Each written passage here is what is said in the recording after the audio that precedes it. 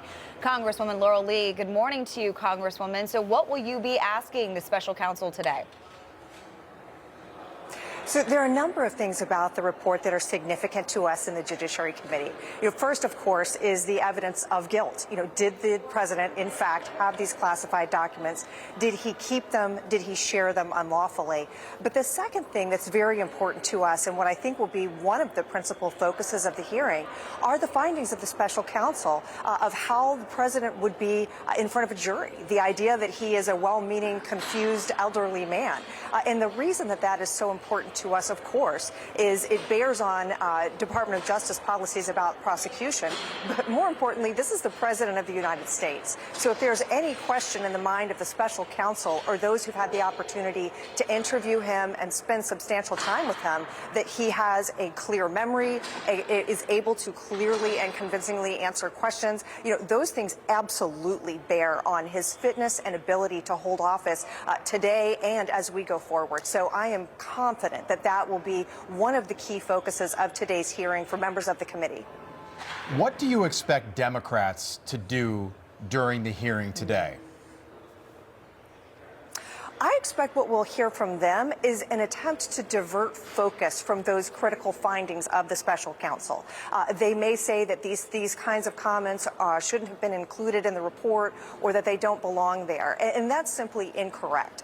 One of the very important jobs of any prosecutor, I'm a former federal prosecutor myself, and one of the important jobs of any prosecutor is to take into consideration some of these other factors. Intent. Did the person understand what they were doing is unlawful? Will a jury conclude as such? So that was absolutely an appropriate thing for this special counsel to be taking a look at. But I do expect the Democrats will attempt to divert focus because this is so incredibly damaging to President Biden. The other thing that I know will be important to Republican members, of course, is the concept of equal justice.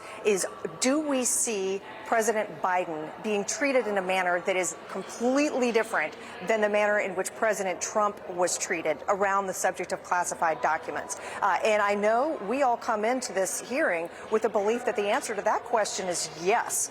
We know the other thing that Special Counsel Hur pointed out was that there is not a history or a precedent of these types of cases, these types of criminal charges being brought against former presidents. So, that's another important thing. The American people want to know that our system of justice is fair and that criminal charges are being brought fairly, evenly, and in the same way against people who are accused of similar conduct. Yeah, you bring up a really good point. So where there's concern over President Biden, there's always another jab thrown then at President Trump when talking about party nominees getting security briefings, for example. Congressman Adam Schiff says he will dumb down briefings for Donald Trump, hoping they won't give him more information than necessary. Take a listen.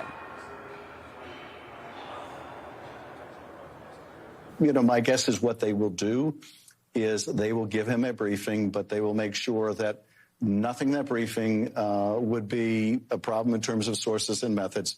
They will have to assume anything they tell him, he'll shoot off his mouth about, and he may shoot it off to the Russian ambassador. He may shoot it up to anybody else walking down the street, or he may show photos on his phone, or who knows what. But in all seriousness, Congresswoman, are you more concerned with Trump or Biden holding classified information? Absolutely. At this point, President Biden. I mean, he is the person that we now have findings from this special counsel that he may not be in a mental state to be remembering what he's doing, remembering if these documents are not classified, who he's supposed to be sharing with. And really, I mean, those comments are absolutely outrageous. As a nominee, President Trump is entitled to those briefings. And quite honestly, those who mismanaged positions within the House of Representatives and politicized our Intelligence Committee are the last people that we need to be hearing about comments like that. Yeah, and President Trump is entitled to those briefings and should be receiving them. Congresswoman, you expect Democrats, your colleagues on the left that'll be in the room today on Judiciary, they're going to filibuster today. And what I think is ironic about that is when Robert Hur was appointed, a long time ago, by the way, they said this was a great appointment. Robert Hur is somebody that was appointed by a Republican. They thought that was going to be a good thing. It meant this whole thing was going to be on the level. But then February 5th arrived, and this report came out, this 345-page report, and it was not good for the president. And then they decided to trash Robert Hur, not only the report, but his integrity and his character. Do you expect more of that today from Democrats? Absolutely. And the reason for that is because they're trying to divert attention away from these findings that are just absolutely devastating for President Biden. Right. And you're correct. In the beginning, we heard about how experienced, how competent, how much confidence they all had in this special counsel. And that's one of the things that is just so wrong here, is we can't decide that these people are important and these reports are important, the special counsel process is important, only where and when, the outcome determines that. So, here we knew going in that they had a high level of respect and confidence for him as a federal prosecutor, and that has changed completely now that they are disappointed in the outcome of this report. So there will be, I believe, a strong effort to divert attention away from President Biden, away from the findings in this report. And so as the Judiciary Committee, what we will try to do is keep that focus right where it belongs. Number one, is there evidence that he committed these crimes? I think it is uncontroverted that there is. I don't think there's any dispute that he actually had these documents that he shouldn't have had, that he disclosed them to people who should never have had any information about their contents, that they were very sensitive and important documents related to our national security. And then second to that, all of the findings which are also very important and relevant, not just to us in Congress, but to all of the American people, about the competence of our commander-in-chief and whether he is really up for the task of holding that job. All right, Congresswoman, we'll be watching. Hour and a half away. Going to be an interesting day on Capitol Hill, to say the least. Thank you so much for being with us, Laurel.